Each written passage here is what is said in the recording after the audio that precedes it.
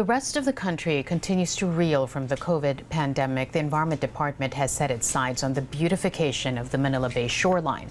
This caused an uproar for its price tag, for its impact on the environment and possibly on people's health, and for the simple reason that it's an actual project the agency embarked on.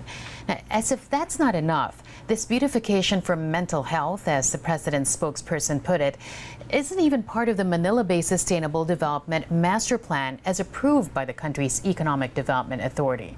Let's talk more about this. Joining us, Congressman Ruffy Biazon of Muntinlupa City. Lots to talk about this noon, Congressman. Thanks for joining us today. Thank you, Karmina, for having me, and good morning. All right, so let's take off from the Environment Department budget hearing. During your interpellation, you found out that this whole project wasn't even part of the Manila Bay Sustainable Development Master Plan. What does that tell you? Well, it tells us that this project, there was little thought given to it. And by veering away from a master development plan that has undergone a thorough study, that would put a question on the wisdom of embarking on this project and spending the amount concerned. It's about 390 billion pesos, 390 million pesos.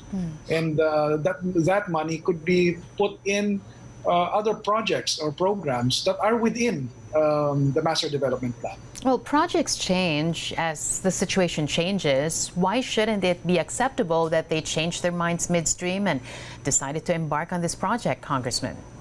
Well, let's pick it up from their explanation. When this matter first came out, the explanation really was just about beautification. What was mentioned was to attract people to visit the site and for them to enjoy white sands. If they can't go to Boracay, let's bring the white sands here to Manila.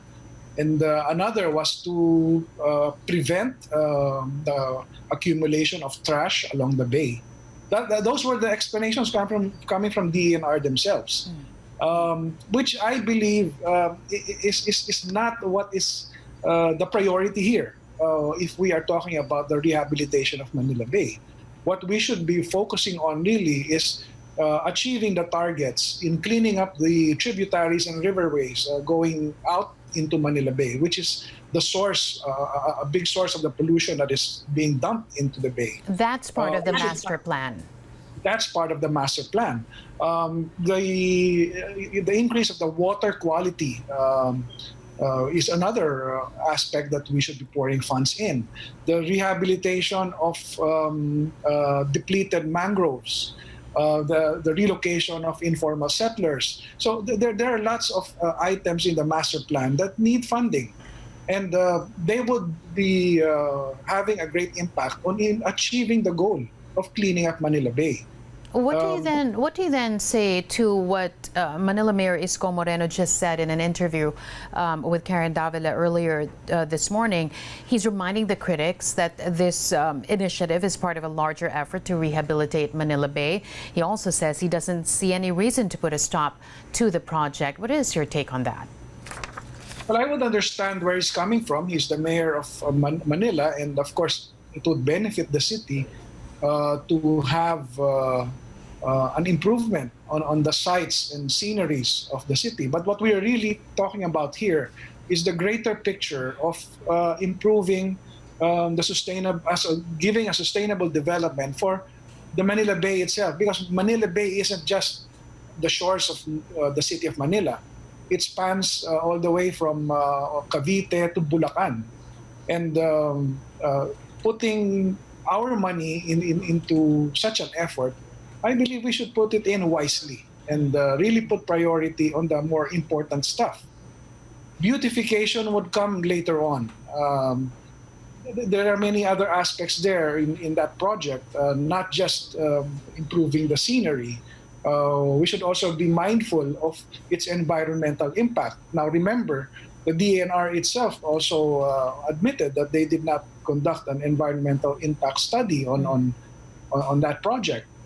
While they explain that Dolomite sand is of the same chemical composition as coral, there are other aspects to that as well, such as the effect on the ecosystem when you dump foreign substance into the beach, it could kill undersea life that are being snuffed out by putting the sand there. So what we were wanting DNR to show us was that they had a thorough scientific study to justify this initiative that they did. I'm glad that you say that, Congressman, because here's what the agency is saying. They're saying prove them wrong. Present them with basis as to why this project should be stopped. They're telling this to the critics. But here's the thing, shouldn't they be the one to present the people their feasibility studies, their science-based reasoning for the project? Yes, exactly. That was the point that I raised during the hearing. Unfortunately, the response of the resource person from DNR was really not satisfactory. So we are awaiting their submission of that whatever study that they had, and that should be in relation to the overall master plan that has already been set into place. While there's always that chance that some adjustments could be made, it should always be undertaken with the appropriate study that would jive with the original master plan. Because otherwise, why even have a master plan? Exactly, which we spent money on. And it took time and effort to do that study. And if they say that the funds came in 2019 and they already awarded it in December of 2019 and implementing it now, I don't see enough time for them to come up with a good study, the feasibility study, to sustain the justification for this project. Now, you mentioned a different figure, but this is the figure that I have here. It's a 349 million peso project. There's a concern that it may have an impact on the waters and the ecosystems, as you said. Then there's the questionable manner by which the Dolomite was transported to Manila. The governor of Cebu already issued a cease and desist order. And of course, there's a possible effect on people's health. Among all of these, Congressman, what to you bears the greatest weight? And what should be, and should that be enough to suspend this project? Well, I believe so. It's the negative effects would be irreversible, or if ever, it would take a much longer time to reverse whatever negative impact it would have on the ecosystem of Manila Bay. So they should really present to us proof that they did their due diligence in coming up with this project, because as it is, the situation with the source of the Dolomite, we already know that there's a controversy there. So it only means that there was no complete staff work done on this project.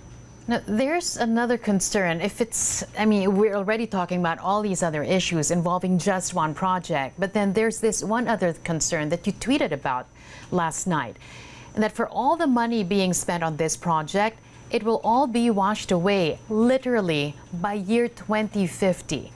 Tell us more about this. Yes, because there is that study that was conducted. It's a global study. It involves climate change and the rising of waters in impacting cities around the world. And Metro Manila is one of them. And it says there that by 2050, Manila would be underwater because of the rising sea levels. So I fear that even that study was not taken into consideration when they thought of this project. They basically disregarded previous scientific studies, which another discovery that I saw was that they're justifying the use of the Dolomite sand by pointing out certain resort projects in the Visayas, in Cebu. But I came across a study within the DNR itself, which pointed out that it is not really a best practice to do these kinds of projects just for beautification. Embarking on a beach nourishment Nourishment project is basically address problem of erosion and the loss of the coastline. So it's not really meant to simply just be a beautification project. Let's just take a look at what happened in Dubai. The reclamation of islands that they did there to come up with projects that would be economically beneficial to them. But as it turns out, it's unsustainable because nature has its way of reversing what man has done.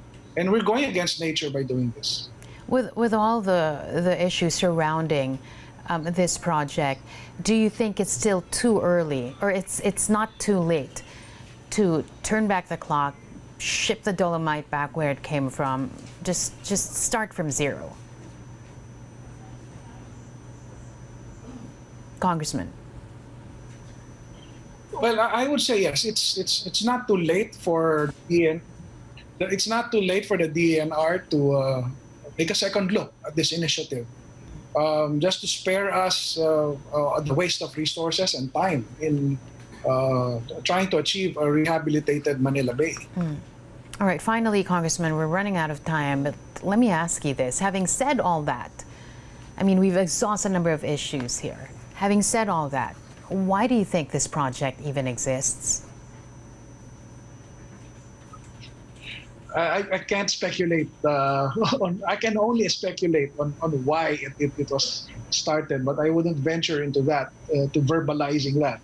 I have some things in my mind, but I'm sticking to what the facts are and what are the scientific plans that have been drawn up that we should be undertaking instead of coming up with this. Unless, of course, they can really show us a good study that they did to justify doing this project. Congressman Ruffy Biazon of Muntinlupa City, thanks for your time today. Thanks for joining us. Keep safe.